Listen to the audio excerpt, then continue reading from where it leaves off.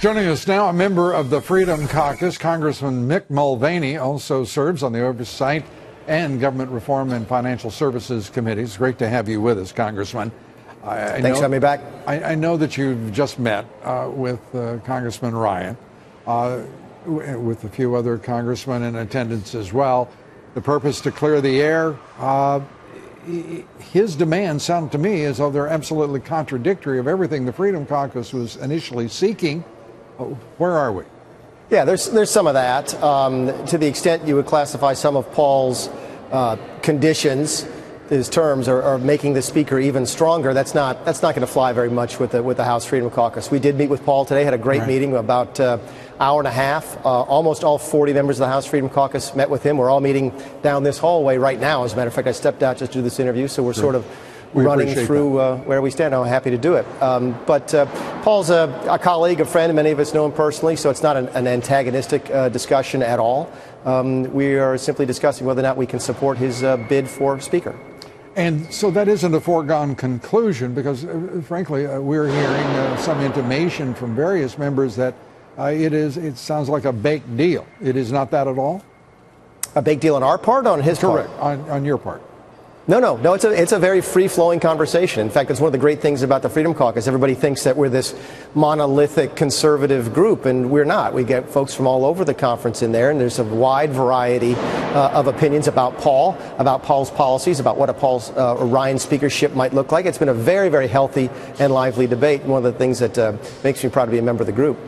It's sort of stunning, as an outsider, if I may, and proud to be an outsider, to see a guy who has an F rating as a conservative, to hear conservatives sort of embracing the man as Speaker when he is already on record as supporting TPP. He's on record as supporting amnesty. He's doing more than supporting it. He is an advocate for it. And he is seeking the power to preempt his own firing by parliamentary changes to vacating the chair, the motion to vacate. I mean, this just, where are you in your assessment of whether he would be a leader that would be good for the country and good for the principles for which you stand?